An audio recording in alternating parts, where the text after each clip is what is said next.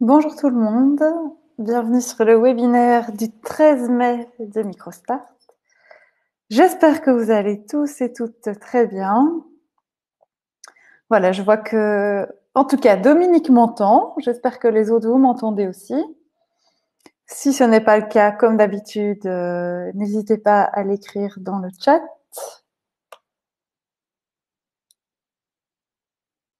Alors, je vois qu'il y a pas mal d'entrepreneurs également, des bénévoles qui sont connectés. Bonjour à tous. Contente de vous retrouver aussi, hein. Il y en a dont je reconnais les noms. Donc, c'est chouette de vous voir connectés encore aujourd'hui, des employés aussi. Alors, je propose de doucement commencer. Je pense qu'il y en a d'autres qui vont se connecter au fur et à mesure. Donc, aujourd'hui, on commence un nouveau cycle de formation proposé par Microstart. Donc, on continue à faire des webinaires chaque semaine. Par contre, nous avons maintenant un petit peu changé les thèmes. Donc, on va continuer à faire des rappels sur les mises à jour, mais on va plus passer en détail toutes les aides disponibles. Vous pouvez toujours consulter les informations sur notre site internet. Le résumé y est disponible. Aujourd'hui, donc, on voulait vraiment traiter des sujets un peu plus de fond pour vous aider dans la gestion de votre activité, au-delà d'aller à la recherche d'aide pour survivre à l'urgence. Donc là, les commerces ont pu réouvrir. Il est vraiment grand temps de penser à OK, comment je reprends mon activité. Donc cette première session est focalisée sur comment gérer ma trésorerie et mon administratif en période de crise. Alors, c'est quelque chose qui est important tout le temps dans une activité, mais encore plus en période de crise et encore plus comme on vous l'a dit tout au long des webinaires précédents, lorsqu'il y a des montants qui sont reportés, etc., c'est très, très important de continuer à avoir une vue très claire sur les différents délais et les différents montants. Comme d'habitude, n'hésitez pas à participer et à poser vos questions dans le chat ou vos remarques, vos idées, etc. Le chat est là pour ça et je préfère recevoir vos questions au fur et à mesure que d'attendre la fin de la présentation. Donc, la présentation aujourd'hui, on va quand même faire une petite mise à jour de la situation. Et donc, je viens d'écouter la conférence de presse là qui s'est terminée il y a quelques minutes. Donc, les slides ne sont pas encore tout à fait à jour pour la phase qui commence lundi prochain, mais je pourrais déjà vous dire oralement ce qui a été communiqué et qui a un impact pour les entreprises. Ensuite, on passera vraiment sur comment gérer ma trésorerie en période de crise et finalement sur un petit rappel du soutien que vous pouvez trouver chez Microstart et des mesures exceptionnelles que nous avons mis en place. J'espère que vous êtes prêts et on va donc commencer. Mise à jour de la situation.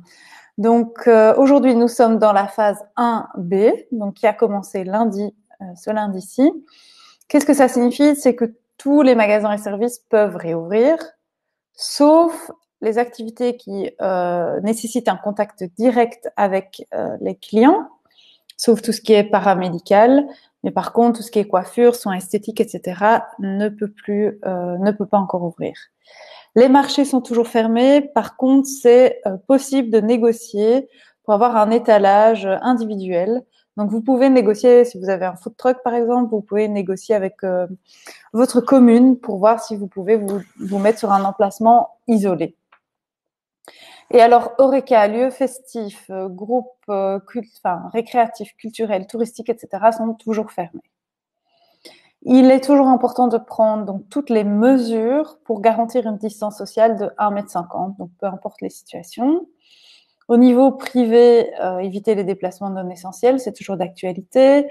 Le masque est obligatoire dans les transports en commun et fortement recommandé lorsqu'on a pour toute interaction sociale. Les visites familiales donc sont autorisées, mais limitées à la visite. Vous pouvez aller voir un autre ménage maximum et maximum 4 personnes. Toutes les informations sont à jour sur le site infocoronavirus.be et comme d'habitude en différentes langues sur le site du CRIC de Charleroi. Donc, pas grand chose à communiquer à ce stade-ci. Les règles ont simplement été assouplies plus tôt au niveau des contacts personnels. Donc, nous sommes, comme je le disais, dans la phase 1B. Alors, ce qui a été mis à jour aujourd'hui, c'est par rapport à la phase 2B qui commencera le 18 mai, lundi prochain.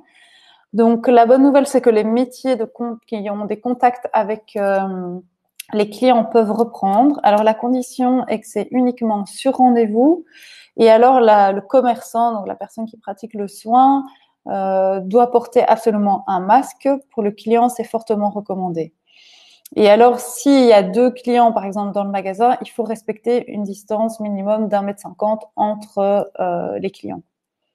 L'autre nouvelle, c'est que les marchés vont réouvrir. Alors, ce sera les marchés avec maximum 50 personnes. Enfin, pas 50 personnes, excusez-moi.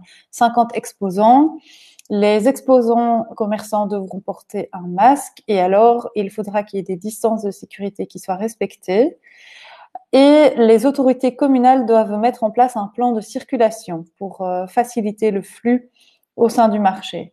Donc l'ouverture des marchés est autorisée, mais va dépendre des autorités locales. Donc au niveau fédéral, c'est autorisé. Maintenant, chaque commune va prendre ses propres décisions.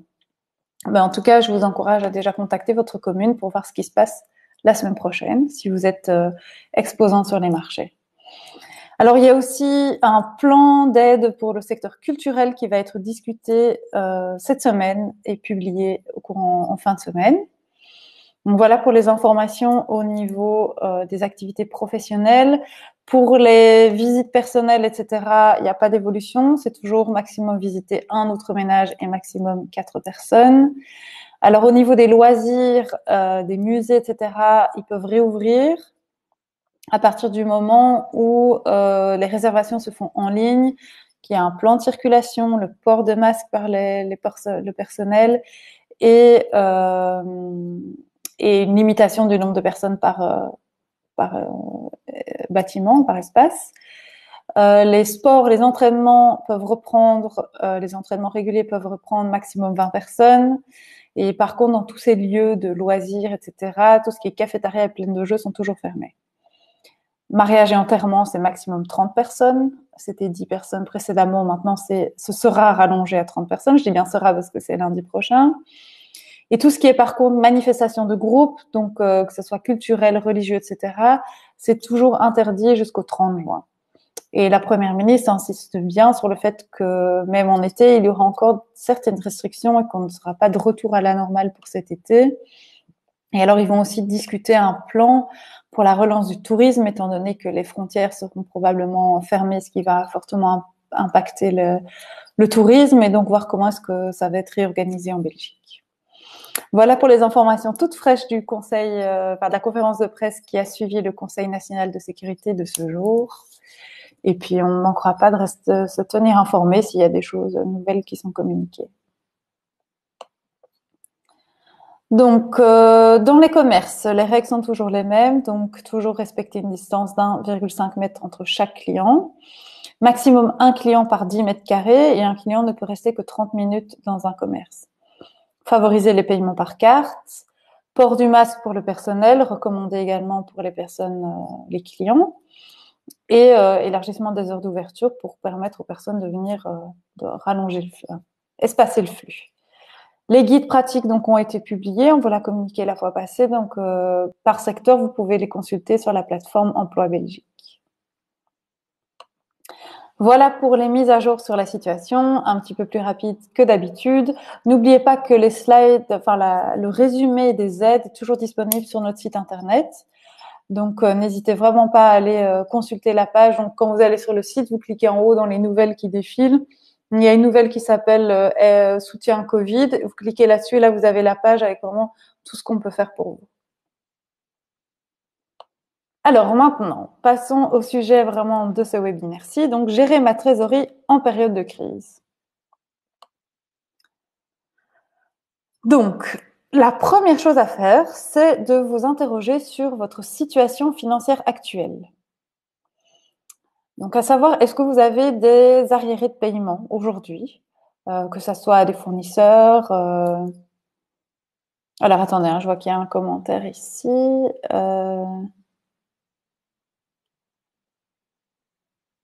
Ah, super, ça veut dire que la plateforme Donc Jonathan qui nous dit que la plateforme dans le secteur des taxis pour la région bruxelloise pour demander la prime de 3 000 € est apparemment disponible, si je ne me trompe pas. Oui, voilà. Ok, super. Un tout grand merci pour le partage de cette information-là. Et on mettra notre slide de résumé à jour. Merci beaucoup. Bonne nouvelle en tout cas. Et merci d'avoir mis les détails de comment obtenir enfin, des documents, etc. nécessaires pour obtenir la prime. Ouais, non. Les autres primes ne sont toujours pas disponibles.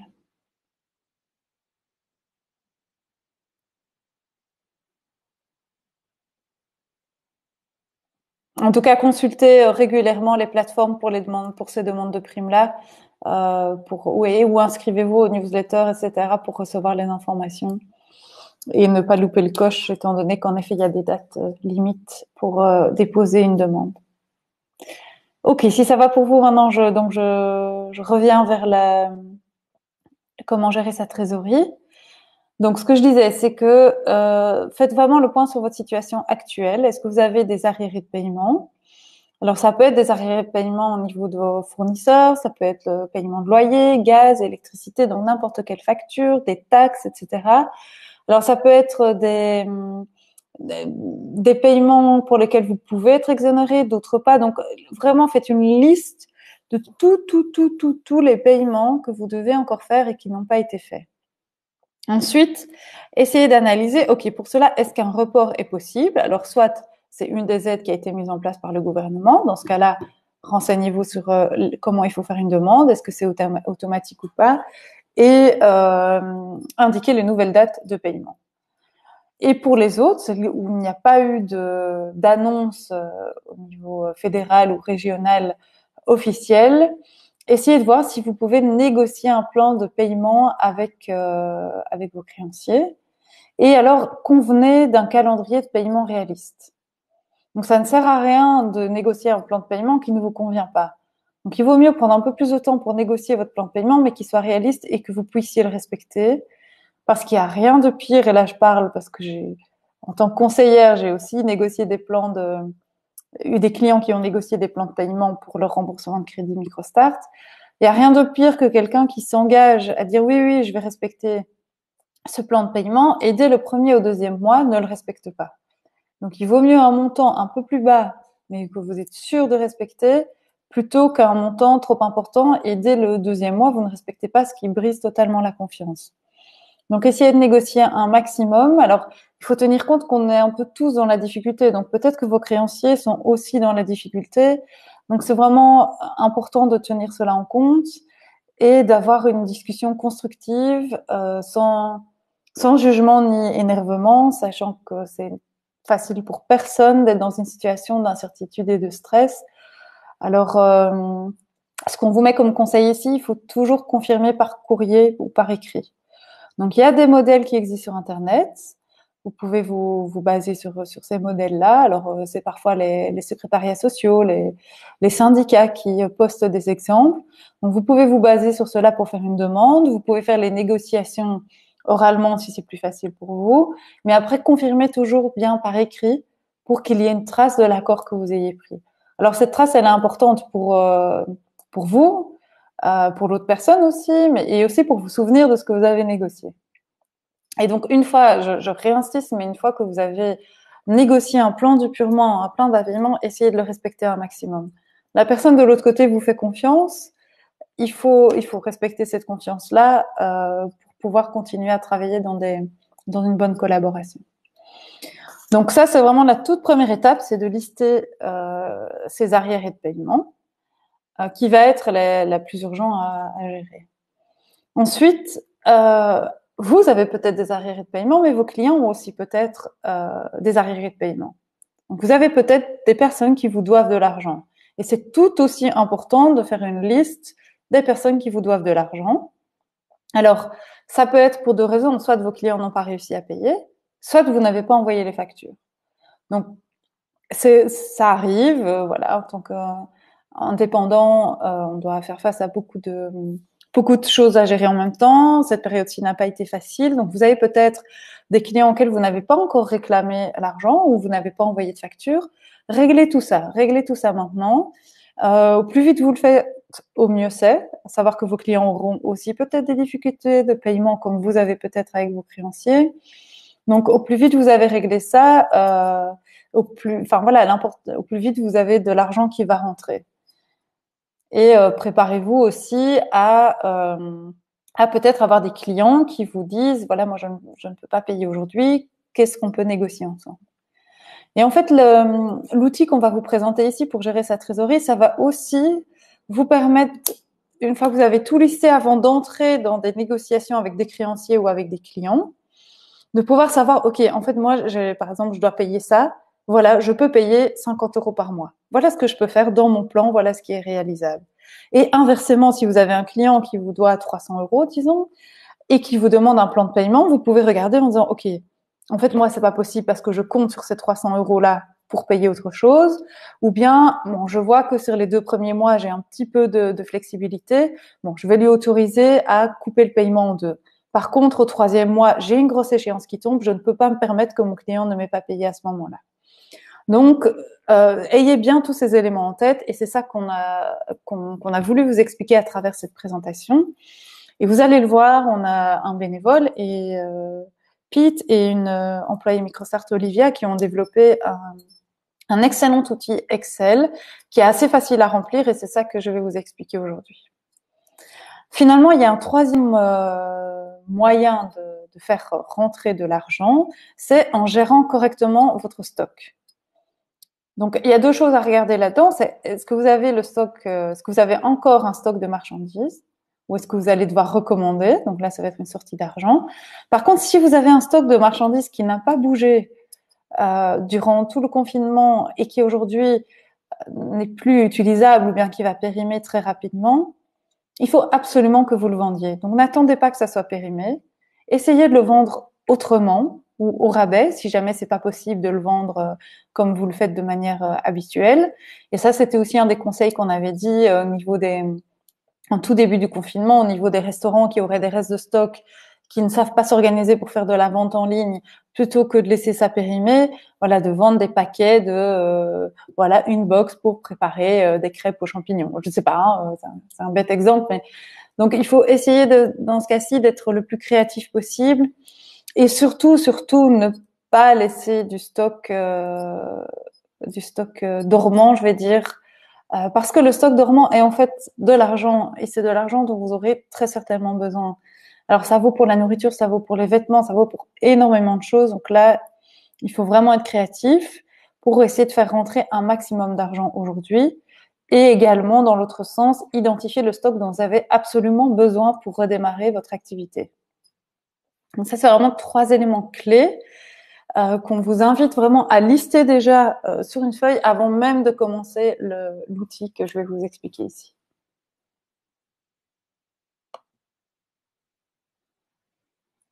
Alors, qu'est-ce que c'est un plan de trésorerie? Donc, c'est un mot un peu compliqué en fait pour quelque chose de très facile. En fait, c'est simplement une vue d'ensemble sur les entrées et sorties d'argent qui vont avoir lieu dans votre activité. Dans cette période de crise, nous, on vous conseille de le faire de manière hebdomadaire. Donc, d'indiquer les charges par semaine. Et l'outil qu'on va vous proposer ici, il est vraiment développé par semaine sur les 3 prochains mois. Donc, cet outil-ci, c'est pas un plan financier, c'est vraiment une vue des entrées et des sorties à très court terme pour vous aider à gérer à très court terme votre trésorerie ici et éviter la casse un maximum. Ensuite, comme on l'expliquera après, il faudra bien sûr compléter avec un plan financier plus détaillé. Alors, pourquoi est-ce que c'est très important d'avoir un plan de trésorerie et principalement en période de crise? Alors, ici, on l'a mis sous format hebdomadaire, donc chaque semaine. En général, quand on fait un plan financier, on le fait sous format mensuel, parfois même annuel. Mais vraiment, en période de crise, c'est très, très important d'avoir une vue vraiment chaque semaine. Donc, pourquoi c'est important? C'est vrai pour avoir une vue d'ensemble sur les dépenses et les revenus à venir. et éviter de se trouver dans le cas de je me suis engagée auprès de mon propriétaire pour lui payer mon loyer le 15 mai et en même temps j'ai dit à tel client qui m'a pas payé la facture qu'il pouvait me payer le 31 mai et je me retrouve dans la difficulté parce qu'en fait j'avais besoin de cette facture pour payer mon loyer. Et donc grâce à ce plan-là, de nouveau, eh bien vous négociez les deux délais, soit le 15, soit le 31, mais et vous laissez même une petite marge au cas où le client prendrait du retard. Donc ça vous donne un bon aperçu de votre situation financière à court terme. Avoir une bonne vue sur votre situation financière est clé aussi pour toutes les aides que vous allez demander, si vous devez faire un crédit en banque, etc. Parce que ce sont des questions qu'on va vous demander. Est-ce que vous avez des dettes? Est-ce que vous avez des clients qui ne vous payent pas, etc. Et vous paraissez extrêmement professionnel quand vous pouvez lister très facilement quelles sont vos dettes et à combien elles s'élèvent. Et de nouveau, là, je parle de mon expérience de conseillère en microcrédit. En général, ça passe beaucoup mieux, même si quelqu'un a des dettes, mais qui peut me les lister et qui me montre qu'il les suit et qui peut m'indiquer les montants exacts, même à la virgule près, je vais dire, plutôt que quelqu'un qui me dit oui, grossièrement, j'ai 10 000 euros pour ci, 2 000 pour ça, et qui ne donne pas l'impression d'avoir fait un suivi régulier ou même d'y porter attention. Alors, c'est peut-être pas du tout le cas, mais sachez que c'est une impression qui peut se dégager lorsqu'on est un petit peu vague par rapport aux dettes que l'on a. Et bon, je peux tout à fait comprendre que c'est pas facile de parler de ces dettes, mais sachez que ça vous donne beaucoup de crédibilité quand vous pouvez être précis et que vous arrivez à expliquer ce que vous avez mis en place et montrer que c'est sous contrôle, que vous n'oubliez pas, qu'on ne risque pas de voir une dette arriver une dette à laquelle on ne s'attendait pas. Et donc, le plan de trésorerie va aussi vous montrer est-ce que vous avez assez de réserves pour couvrir vos dépenses pour les semaines et les mois à venir. C'est vraiment ça la clé, de savoir, bon, j'ai ça aujourd'hui, je vais payer autant, je vais recevoir autant. Est-ce que ça match ou est-ce que j'ai un problème? Et là, on va aussi vous donner des pistes en fin de présentation de, OK, mais si vous vous rendez compte qu'il vous manque de la trésorerie, quelle solution vous pouvez trouver? Alors, que prendre en compte dans le plan de trésorerie? Donc, qu'est-ce qu'on entend par sortie d'argent? Il y a d'une part tout ce qui est coût fixe mensuel, ça peut être votre loyer, ça peut être des assurances, etc. Donc, des coûts fixes qui, a priori, ont toujours coulé même pendant cette période de confinement. Essayez d'évaluer, est-ce qu'il y a des coûts qui ont diminué ou est-ce que, donc si jamais vous vous retrouvez dans une situation un peu délicate, est-ce que vous pouvez faire des économies sur certains coûts? Ça, ce sera très important aussi, déjà dans une optique de trouver des solutions. Alors, prenez également en compte dans cette période de crise le fait que le redémarrage va peut-être vous coûter un petit peu d'argent pour vous adapter aux mesures de sécurité qui sont mises en place, pour acheter du nouveau stock, pour réaménager ou proposer des nouveaux produits ou nouveaux services, etc. Donc, il ne faut vraiment pas négliger ce point-là lorsque vous faites votre plan de trésorerie. Et finalement, pour certains paiements, est-ce que vous pouvez demander un report, un plan d'appurement ou une exonération? Donc ça, c'est vraiment un résumé des sorties d'argent et vous allez voir qu'elles sont détaillées dans le fichier Excel. Et finalement, les entrées d'argent, alors il y a d'une part tout ce qui est primes, mesures de soutien, subsides, etc. Et puis simplement les ventes attendues. Donc là, ce sera important que vous essayiez de faire une prévision des ventes que vous allez avoir ici à la reprise. Vous pouvez vous baser sur les ventes que vous aviez précédemment ou l'année précédente ou celle de votre plan financier si jamais ça fait moins d'un an que vous êtes lancé pour vous dire ok, bon ça c'est ce que je faisais avant, la situation a changé, je pense que j'aurai plus ou moins de ventes. Et là on vous encourage à faire 3 scénarios, un scénario optimiste, un scénario pessimiste et un scénario neutre. En général on va suivre le scénario neutre, mais rien que de pouvoir penser au scénario optimiste, déjà ça vous encourage, et puis au scénario pessimiste, ça vous permet également de vous dire, ok, aujourd'hui j'ai besoin d'autant, mais je sais que potentiellement je devrais peut-être aller chercher X euros si jamais on est dans le scénario pessimiste.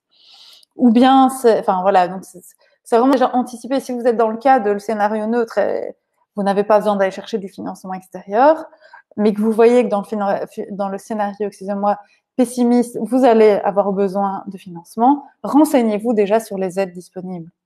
Et renseignez-vous sur les endroits où vous pouvez trouver du financement. Alors, trouver du financement, ça peut être en banque, ça peut être via d'autres organismes, mais ça peut être également via votre famille, vos amis ou via vos réserves personnelles. C'est très, très large, mais au moins, dites-vous, OK, si le scénario est pessimiste, est-ce que je sais à qui m'adresser? Et c'est ça qui va être très important parce que ça va vous faire gagner du temps le jour où la situation se dégrade. Si tout se passe bien, tant mieux. Et si ça se passe pas bien, eh bien là, vous avez déjà toutes les cartes en main pour les activer. Parce que à ce moment-là, quand on est et que ça se passe pas bien, généralement, on se sent bloqué parce qu'on ne sait plus réfléchir à différentes solutions, ou plus difficilement. On a vraiment toute une question d'anticiper. Alors, l'outil, à quoi ça ressemble? Donc, ça ressemble à ceci. Vous pouvez le télécharger en cliquant ici. Donc, il est sur notre site internet. Donc, vous recevrez la présentation comme d'habitude. Et ici, en cliquant sur ici, vous avez le tableau Excel qui va se télécharger automatiquement. Alors, ça a l'air un peu compliqué comme ça, mais je vous assure que ce n'est pas compliqué et qu'il suffit d'indiquer des chiffres dans les cases. Et ici, je vais vous expliquer vraiment pas par pas comment remplir ce document. Et puis, on va même faire un exemple ensemble pour que vous puissiez, par la suite, donc vous aurez cette présentation qui vous explique le fichier Excel et vous pouvez vraiment regarder pas à pas les différentes étapes. Alors, la première étape, donc, ça va être donc remplir vos dépenses. Donc, les dépenses récurrentes, mensuelles, trimestrielles ou annuelles. Ensuite, les dépenses ponctuelles, donc qui arrivent chaque semaine, variables, qui peuvent varier en fonction des ventes que vous avez. Et alors, nous, on a rajouté ici, après, ça se fait pas normalement dans un plan financier, mais aussi vos dépenses privées. Surtout si vous êtes indépendant en personne physique, c'est juste important d'avoir une idée des dépenses que vous avez au niveau privé pour voir ce que vous devez dégager de votre activité pour pouvoir vous payer un salaire.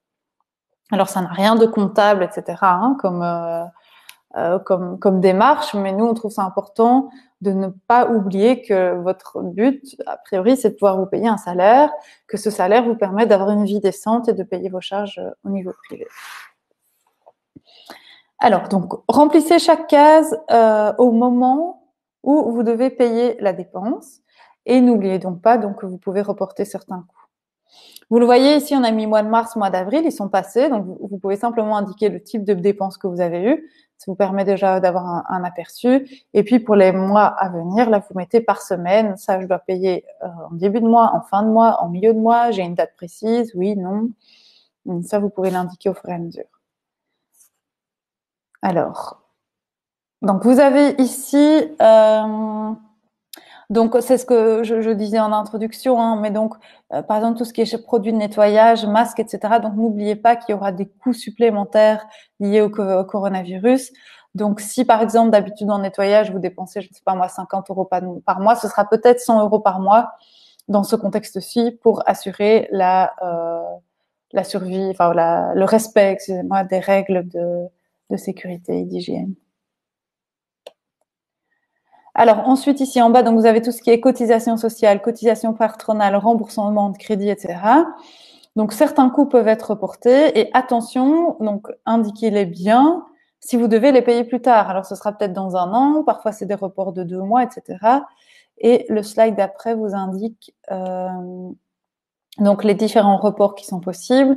Donc là, ça résume un peu ce qu'on vous avait déjà expliqué les semaines précédentes. Donc les cotisations sociales, il y a un report d'1 an qui est possible pour premier et deuxième trimestre. C'est également possible de négocier une diminution, une exonération, et c'est via votre caisse d'assurance sociale. Impôts et taxes, il y a des reports de 2 mois qui sont possibles, ou également des réductions ou des plans de paiement. Ça se fait via le SPF Finance. Finalement, l'ONSS, vous pouvez faire un report jusqu'au 15 décembre 2020 ou demander un plan d'appurement via l'ONSS. Et finalement, les prêts bancaires, il y a un report des mensualités qui est possible jusqu'à 6 mois et ça se fait via votre banque.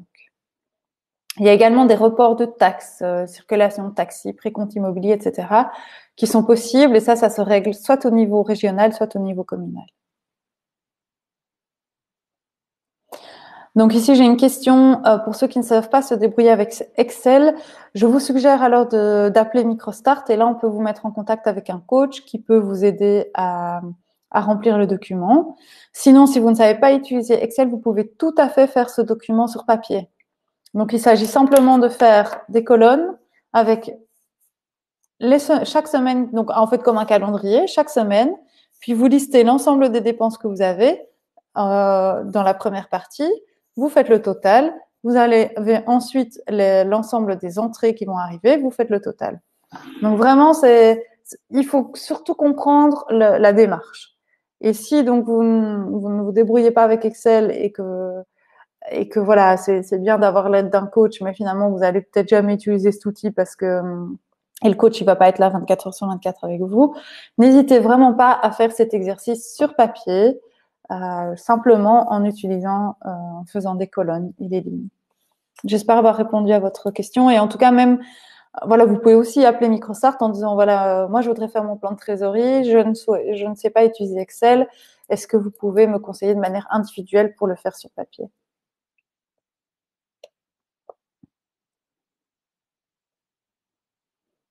Alors ensuite, donc là vous avez la partie qui est liée à vos coûts privés. Non, excusez-moi.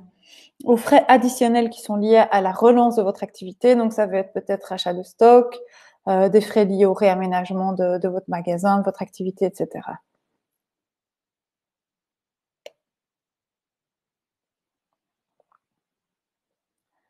Alors finalement, remplissez vos rentrées attendues. Alors donc quelles sont les mesures d'aide du gouvernement dont vous pouvez bénéficier?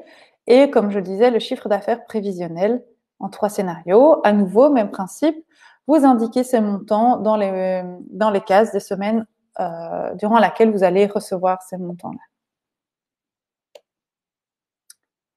Alors, donc concernant les aides, demandez-les à temps.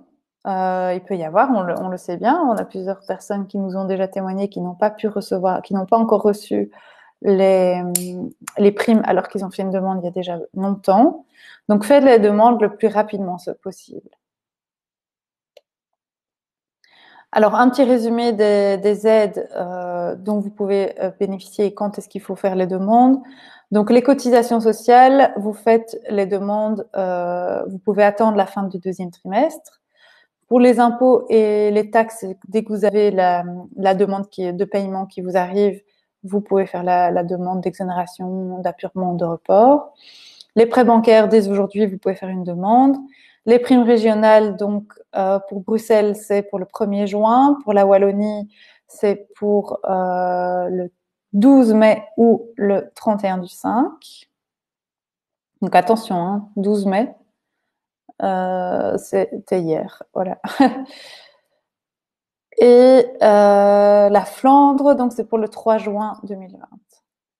Et pour les primes d'indemnisation donc complémentaires, donc pas la prime de 4 000 euros, là c'est 30 juin. Et bien sûr, Wallonie et Bruxelles pour les primes de 3 000 euros ou bien de 2 500 euros, celle-là aussi, on n'a pas encore les plateformes, donc les délais ne sont pas encore communiqués.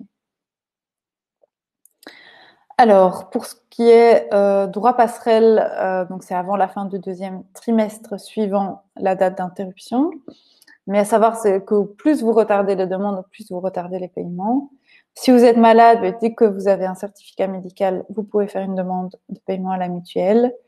Et puis finalement, dès que vous mettez des personnes en chômage, là, il faut faire les demandes. Et via l'ONSS aussi, vous pouvez faire les demandes quand vous recevez vos cotisations, donc pour faire un report ou un plan d'appurement. Donc là, c'est au moment où vous recevez l'avis de paiement. Donc, je suis passée assez vite sur cette info-là, étant donné que c'est des choses que nous avons déjà expliquées dans les webinaires précédents.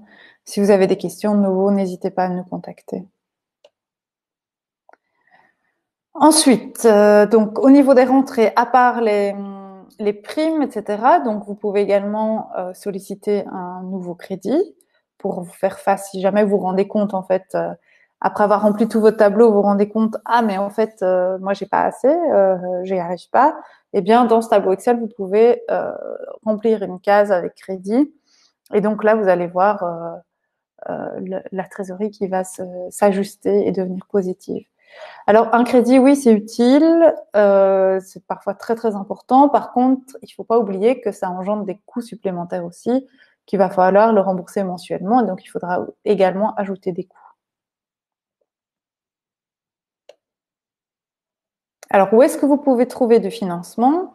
Donc là, soit via les banques, il y a une garantie d'État qui a été débloquée, soit via donc la garantie d'État ou des fonds régionaux, donc via PMVZ, Finance Brussels ou la Socamut, qui donnent des garanties aux prêts que vous faites en banque.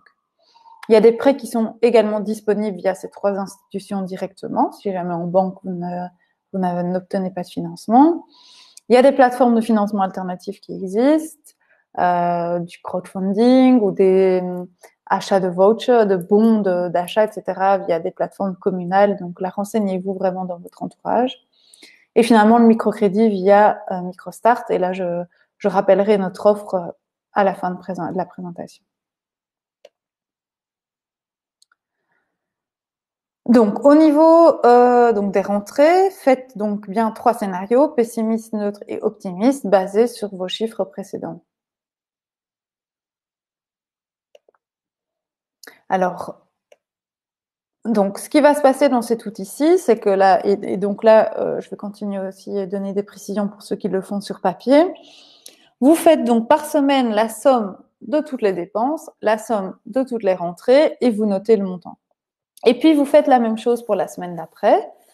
Et ensuite, pour chaque semaine, vous allez faire les rentrées moins les dépenses. Et là, vous allez voir simplement, j'ai gagné 1 000 euros, j'en ai dépensé 500, il me reste donc 500 euros. Ou bien, j'ai dû payer 1 500 euros, j'en ai gagné seulement 1 000, je suis à moins 500 euros pour le mois de mai.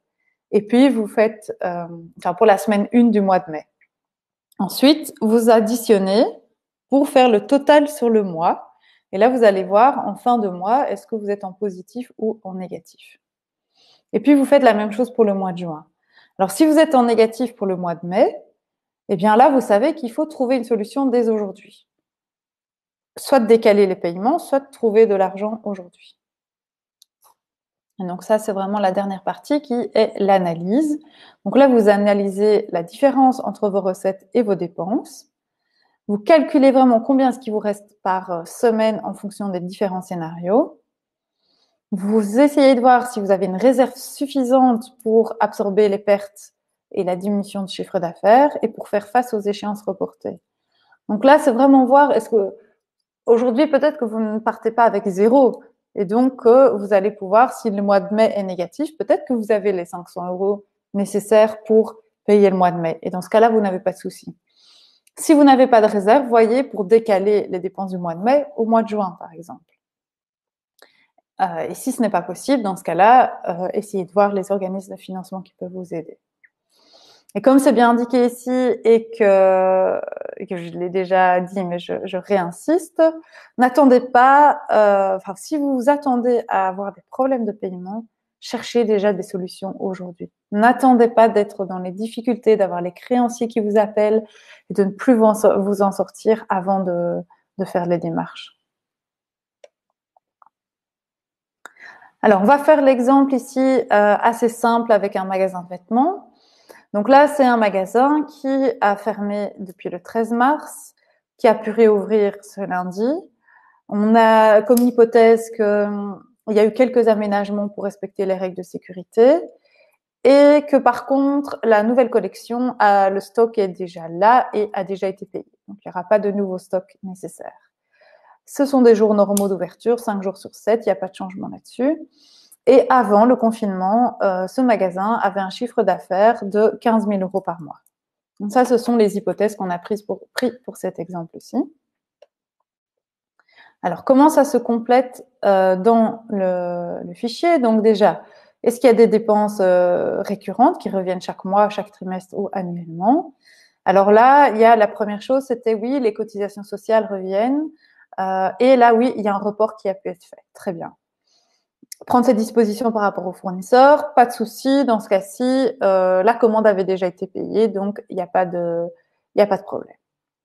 Dépenses variables ou ponctuelles. Ah oui, là il y a vraiment la rénovation du magasin à faire. Donc il y a des plaques de plexiglas à installer à la caisse, prévoir des gants pour le personnel, des masques et un marquage sur le sol. Donc ça, ce sont des investissements à faire. Et finalement, donc tout ce que vous faites au niveau professionnel, vous pouvez également l'appliquer au niveau privé. Vous pouvez peut-être reporter certains coûts, vous pouvez aussi économiser sur certains coûts, par exemple un changement de fournisseur, etc. Et donc, on va maintenant remplir semaine par semaine le fichier sur base de ces éléments-là. Donc ici, qu'est-ce qu'on voit? On a rempli, donc la personne, elle a un loyer de 750 € par mois et on voit qu'elle doit payer son loyer chaque fois de la première semaine du mois. Ok. Ensuite, il y a des frais de gaz et électricité qui sont à payer la deuxième semaine du mois. Donc, on les a mis au mois de mai et au mois de juin. Pour tout ce qui est eau, ça, c'est à payer c'est trimestriel et voilà, c'était à payer à début mai, 100 €. Produits de nettoyage, masques, etc. Bon, ben, la personne, elle a ouvert le 11 mai, donc elle a été faire ses courses la première semaine de mai et elle estime qu'elle a acheté un stock de 75 € qui va tenir encore un mois. Donc le mois prochain, la première semaine aussi, on a prévu une nouvelle dépense. Finalement, elle a estimé d'autres coûts qui s'élèvent à 1000 € et elle a aussi également tout préparé ça en début de mois pour un stock d'un mois. Vous verrez que dans le fichier que vous téléchargez, il y a beaucoup plus d'exemples de coûts que vous pouvez remplir. Et donc, cette personne a des dépenses de 1925 € pour le mois de mai et 1825 € pour le mois de juin. Alors, au niveau des cotisations, vous voyez qu'elle elle devait normalement les payer fin juin et ça a été reporté en 2021. Ensuite, qu'est-ce qu'on a d'autre? Donc, il y a un crédit à rembourser de 300 €. Ici, dans cet exemple, la personne se dit, bon, ben moi, tant que je peux, je vais essayer de payer mon crédit. Je ne vais pas demander un report si je peux payer mon crédit. Après, cet outil, vous pouvez l'utiliser, l'adapter au fur et à mesure et donc, par exemple, dire, ah non, en fait, si je paye mon crédit, je n'y arrive pas. Et donc, on pourra supprimer cette échéance-là et demander un report. Ensuite, au niveau de son stock, pas de souci, elle avait déjà tout prévu, le stock n'est pas à payer, donc on n'a rien indiqué. Les rénovations, donc la semaine passée, juste avant de réouvrir, elle a acheté une vitre en plexiglas et du matériel pour faire des rénovations. Et elle a eu d'autres frais pour, par exemple, imprimer quelques affiches, quelques flyers, etc. pour communiquer. Et donc ces coûts-là, ça a été un petit investissement qui sera fait seulement au mois de mai. Et donc là, qu'est-ce qu'on voit? Donc après, on a juste mis les dépenses privées pour qu'elle sache plus ou moins quel salaire elle doit au moins pouvoir se payer. Et donc, on voit que les dépenses totales pour cette personne, donc pour le mois de mai, seront de 5 225 € et de 4 375 pour le mois de juin. Donc, vous voyez que les dépenses du mois de mai sont un peu plus importantes avec la relance. Alors ensuite, on va compléter les dépenses attendues. Donc, quelles sont les aides du gouvernement? Donc là, on a estimé qu'il y avait une prime, que cette personne est en Flandre et qu'elle avait reçu une prime et plus la prime mensuelle qui a été ajoutée par le gouvernement flamand. Le chiffre d'affaires, donc on sait qu'elle avait un chiffre d'affaires de 15 000 € par mois en période normale. Et donc là-dedans, il faut vraiment considérer donc, votre chiffre d'affaires d'avant la crise, mais également les évolutions qui peuvent apparaître après la crise. Donc ça peut-être que vous allez vendre en ligne, faire des livraisons, etc., qui vont vous apporter des revenus supplémentaires. Alors, dans cet exemple-ci, qu'est-ce qu'on a mis? Donc, la prime de 4 000 € du gouvernement, plus la prime qui était valable jusqu'au 11 mai pour les jours supplémentaires de fermeture. Elle a également reçu le droit passerelle, et donc il a payé pour avril, mai, et puis en juin pour le mois de mai. C'est une personne qui vit seule, qui n'a pas de charge familiale, et donc elle a reçu 1 291,69 €. Alors, les ventes avant, donc au mois de mars, elle a été ouverte un demi-mois et donc elle a rentré 7 500 €. En général, cette personne, donc quand elle vend pour 7 500 € de vêtements, ça veut dire qu'elle a acheté pour 3 750 € de vêtements. Le stock lui a coûté, la marchandise lui a coûté 3 750 €. Et donc, en mars, elle a fait un bénéfice de 3 750 €. Et on voit que, et donc ici, on a fait, je vais vous mettre le slide suivant. Donc, on a d'abord fait un… Ah, mais non, excusez-moi. Donc, ici, on est dans le scénario pessimiste et elle va gagner… donc, on a mis ici 250 euros, 250 euros, 300 euros, 300 euros, et ensuite 500, puis 700 euros par semaine. Donc, c'est vraiment un scénario pessimiste et également progressif. Donc, les ventes ne vont pas réaugmenter du jour au lendemain. Il y a encore des personnes qui ont peur d'aller faire leurs courses et donc il va sans doute y avoir moins de clients qui vont se rendre dans son magasin. Petit à petit, elle va réaugmenter. Alors, soit parce que les gens vont se sentir plus à l'aise, soit parce qu'elle pourra avoir mis en place, par exemple, de la vente en ligne. Elle sera familiarisée avec ça et donc ça lui permet d'avoir un commerce qui fonctionne petit à petit, qui va regagner le même chiffre d'affaires que précédemment. Alors, dans le scénario pessimiste, on voit que le mois de mars a été extrêmement difficile. Donc, elle a eu plus de charges que de rentrées. Elle est à moins 1 900 euros. Le mois d'avril, il y a eu moins de charges parce qu'il y a eu des charges qu'elle n'a pas dû payer et surtout parce qu'elle a reçu les primes. Et donc là, elle était à plus 1 241 euros. Finalement, à la fin du mois de mai, avec les investissements qu'elle a fait, la reprise progressive, elle est à moins 1 133. Et à la fin du mois, juste pour le mois de juin, elle est à 1 733 euros. Donc, on voit que dans ce scénario négatif, on voit qu'en fait, en mars, elle a pas pu faire payer toutes ses charges. Alors, peut-être qu'elle les a… Enfin, donc là, il a fallu négocier sans doute quelques reports, etc. Ou bien peut-être qu'elle avait une réserve. Alors ici, on va estimer qu'elle avait une réserve et qu'elle a pu payer son mois de mars. Et puis, dans ce cas-là, ça veut dire qu'en avril, elle a fait une petite réserve qui va couvrir son mois de mai. Mais par contre, en juin, il y a des difficultés. Donc là, les solutions qu'elle pourrait avoir, c'est en fait de voir si elle peut supprimer sa mensualité pour son crédit. On avait vu que c'était quelque chose qu'elle pouvait encore faire. Et puis, si c'est pas possible, elle peut s'adresser voir si quelqu'un dans sa famille, son entourage peut l'aider ou un organisme de financement officiel. Alors, le scénario optimiste, dans ce cas-ci, donc les ventes sont un petit peu plus élevées, mais pas grand-chose non plus. Hein, on n'a pas été trop optimiste non plus. Et donc là, on voit que les pertes sont un petit peu inférieures, mais qu'il y a toujours des pertes. Donc, elle devra quand même aller chercher des financements. Alors ça, c'est l'analyse, hein, c'est le résumé. Donc, comme je disais, c'est à chaque fois simplement vous faites la somme de vos rentrées, duquel vous déduisez la somme de vos sorties. Donc, même ceux qui n'utilisent pas Excel peuvent le faire avec une calculette. Et là, on a vraiment une vue par mois de l'argent qui va rentrer et sortir. Et donc, à partir de cette vue-là, on va pouvoir réaménager et voir, OK, bon, ben, le crédit, je pense qu'on va pas pouvoir le payer.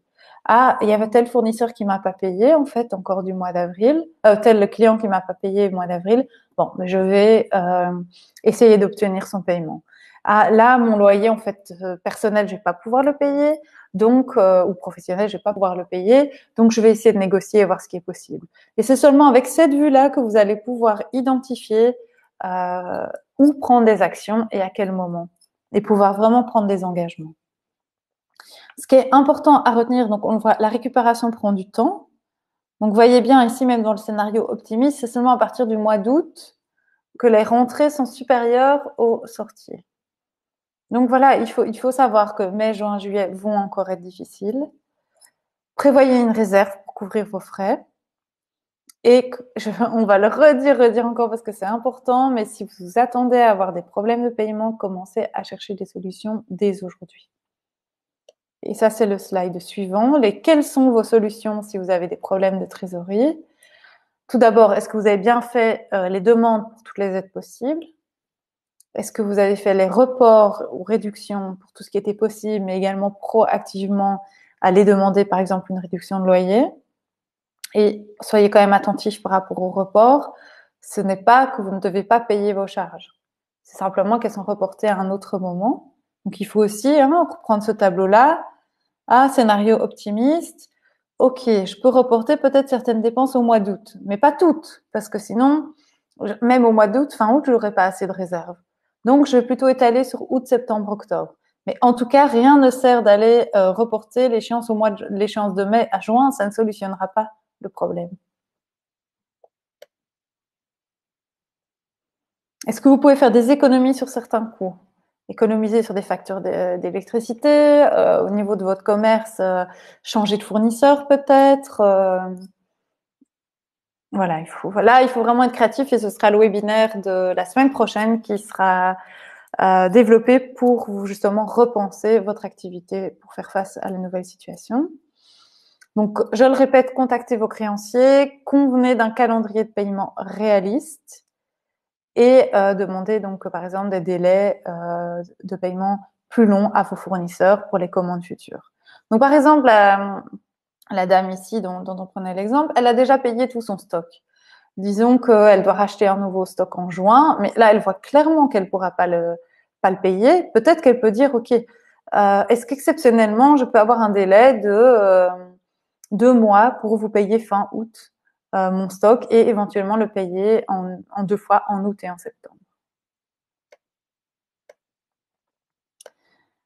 Alors, donc possibilité de demander un crédit tout en vérifiant votre capacité de payer les mensualités. Soyez créatif, adaptez-vous. Donc, repensez votre manière de mener l'activité. Essayez de voir si vous pouvez générer des revenus différemment. Donc, la même, hein, la personne qui est en magasin de vêtements, voir si elle peut pas faire en ligne avec un principe de livraison, d'essai à la maison et puis de renvoi, si les personnes viennent moins dans le magasin. Et puis, travailler votre stratégie marketing et commerciale. Là, on peut vous aider. On peut vous aider soit de manière individuelle via notre coach, nos coachs, soit via les webinaires qui sont à venir. Donc, la semaine prochaine, ce sera sur comment repenser sa stratégie commerciale. Et la semaine d'après, ce sera sur comment se développer en ligne et sur les réseaux sociaux. Alors, un point aussi, hein, au-delà de l'aspect financier, ne négligez pas l'organisation administrative. C'est bête, mais c'est tellement important. Donc, restez en contact avec vos créanciers, avec vos clients. Demandez des accords écrits, on l'a déjà dit, mais c'est très important. Triez vos documents. Et je sais que c'est pas facile et quand on est débordé, on a tendance à laisser les papiers s'accumuler sur les bureaux, à mélanger les tickets d'achat, les sorties, les factures, les rappels, etc. Alors, essayez sincèrement de vous prendre une après-midi pour faire le tri. Ça vous permettra aussi de faire le tri dans votre tête, au-delà de faire le tri sur votre bureau, mais de faire le tri dans votre tête et d'avoir une meilleure vue sur votre activité. Donc, classez les factures que vous avez reçues, que vous n'avez pas encore payées, mettez-les dans un document séparé. Si c'est papier et que vous avez négocié un nouveau délai de paiement, inscrivez-le sur le document. Au moins, vous voyez, vous, visuellement, ah oui, ça, j'ai déjà négocié. Et vous ne devez pas aller rechercher dans des emails, dans des messages. Non, c'est écrit directement sur le papier. Dans cette même farde, vous rassemblez, si vous avez des factures d'électricité avec des rappels, etc., des lettres qui viennent, gardez ça ensemble. Comme ça, vous avez tout en une seule fois et vous ne vous perdez pas, vous êtes sûr d'avoir toujours le dernier document. Et classer dans un autre classeur ou un autre endroit les factures que vous avez déjà payées. Et si vous l'avez fait, vous notez sur le papier la date où vous avez fait le paiement. Comme ça, vous vous en souvenez. Vous ne devez plus aller rechercher dans vos extraits de compte. Est-ce que j'avais payé ça ou pas? Je ne sais plus, je suis débordée. Non, notez directement ce que vous avez fait sur le document. Finalement, la même chose pour les factures que vous devez recevoir. Donc, vous avez les factures que vous avez envoyées qui n'ont pas encore été payées.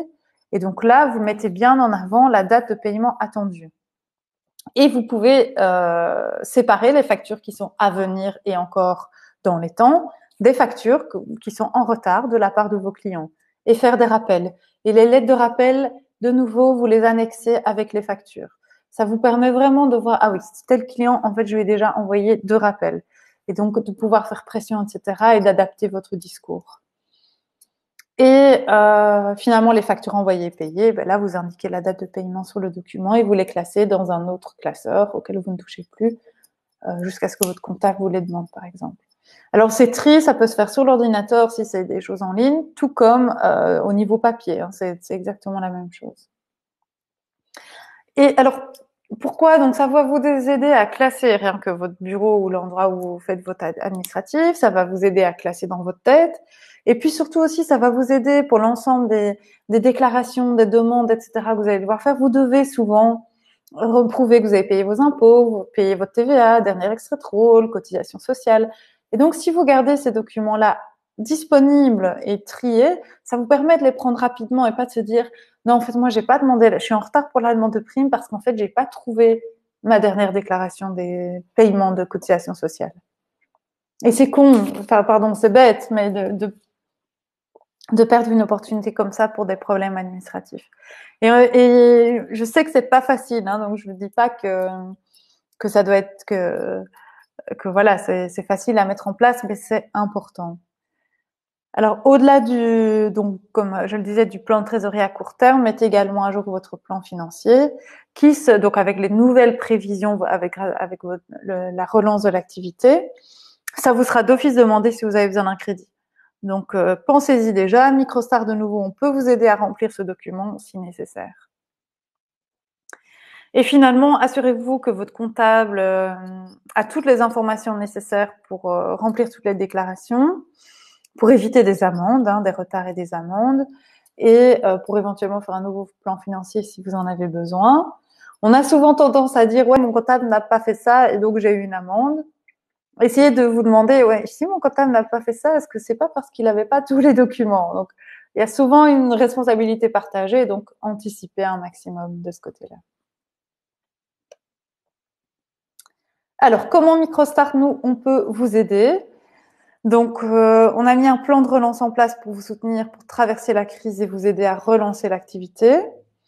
Comment ça se passe? C'est que donc jusqu'à voilà, en fait, en gros, on a mis en place un principe de prêt d'honneur qui est presque automatiquement adossé à chaque microcrédit. Donc, quand vous faites une demande de microcrédit, il y aura une partie de ce crédit pour lequel il n'y aura pas de garant demandé et pour lequel il n'y aura pas de taux d'intérêt. Donc, ça vous permet d'avoir de l'argent plus facilement et à moindre coût. Et finalement, on a adapté toutes nos formations pour répondre à vos besoins. D'une part, c'est en ligne et d'autre part, on change les sujets pour les adapter vraiment à ces besoins de crise et de relance surtout. Donc, les formations de groupe sont toujours annulées. Les webinaires, donc vous avez la semaine prochaine, développer ma stratégie de relance commerciale. La semaine d'après, mettez-vous en ligne, conseils et astuces pour promouvoir mon entreprise en ligne. Vous pouvez vous inscrire via ce lien. Si vous voulez faire votre business model, vous pouvez télécharger le business plan ici et le plan de trésorerie que je viens d'expliquer aujourd'hui est également disponible sur notre site. Finalement, si vous avez un nouveau projet, vous pouvez prendre un rendez-vous avec un coach pour en discuter. On est également là pour vous aider à revoir votre stratégie commerciale. Donc, c'est pas uniquement faire un business plan pour un nouveau projet, mais c'est aussi pour votre projet actuel. Et on peut vous donner des conseils généraux et des aides pour remplir les primes, les demandes de primes, etc. Et si vous avez une question juridique, vous pouvez la poser via ce lien. Et là, on enverra votre question à un cabinet d'avocats international qui prendra le temps d'analyser la question et on vous renverra donc la réponse. Donc, au niveau des crédits, donc ça, c'est les détails, c'est que jusqu'à fin mai, il y a un crédit d'urgence trésorerie de 3 000 € qui est disponible, avec 1 000 € sans intérêt. Et pour les 3 000 €, il n'y a aucune garantie qui est demandée. Et puis, à partir de mai et jusqu'à juin 2021, donc pendant plus d'1 an, là, ce sera pour tous les microcrédits, il y aura une partie qui sera Microstart et une partie qui sera à 0% d'intérêt et sans garantie demandée. Donc là, vraiment, appelez votre conseiller pour avoir plus d'informations. C'est écrit sur le slide, mais je ne vais pas passer en revue, c'est un peu technique. Finalement, donc n'hésitez pas à nous contacter par téléphone, par email, sur le site internet, via votre conseiller. Vraiment, on est disponible par tous les moyens. Sur rendez-vous, vous pouvez vous rendre dans les agences. S'il vous plaît, mettez un masque, on préfère. Nous, on en aura en tout cas. Enfin, nous, même, on en portera un. Il y aura du gel désinfectant aussi à l'accueil et on a mis des plexiglas devant nos bureaux. À Bruxelles, c'est ouvert le lundi et le mardi. À Anvers, lundi, mardi, mercredi, vendredi. À Gand, lundi et mercredi. Hatch, c'est pas Hatch, c'est Liège. Lundi, mercredi, jeudi et vendredi. Et Charleroi, malheureusement, c'est encore fermé parce que nous sommes dans les locaux de Partena. Voilà, c'est tout pour aujourd'hui. Je ne sais pas s'il y a des questions, des remarques, des personnes qui veulent partager certaines choses. N'hésitez pas, le webinaire a été voilà, une petite heure, un peu plus court mais assez technique. Donc, j'espère en tout cas que ça vous a été utile, que ça vous encourage plus que ça ne vous décourage. Donc, à vraiment faire un aperçu rapide de vos dépenses et de tenir votre administration à jour. Je vois qu'il y a plusieurs personnes qui écoutent. Merci Guy. En attendant, je vous envoie la petite enquête, si vous pouvez y répondre là sur votre écran directement. Ça nous permet d'évaluer la formation et de voir quels sont vos autres besoins. Donc, Diane, si vous voulez des conseils, le mieux est d'appeler Microstart pour avoir un rendez-vous soit avec votre conseiller, soit avec un coach. Si vous m'envoyez un mail, moi, je vais le transférer à l'accueil de Microstart. Je peux le faire, hein, bien entendu, si vous préférez me contacter directement, mais ça fait un intermédiaire en plus.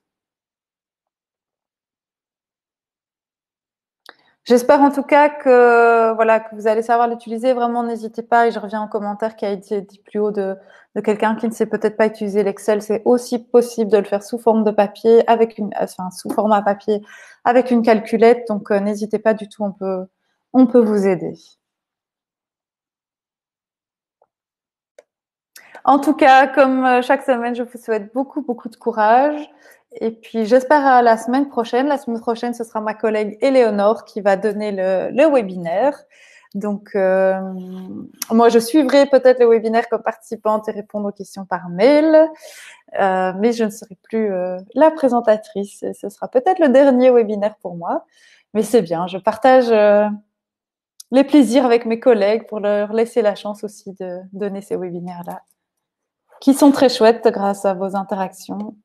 Donc, merci à tous aussi. Je laisse encore le questionnaire ouvert 1 ou 2 minutes.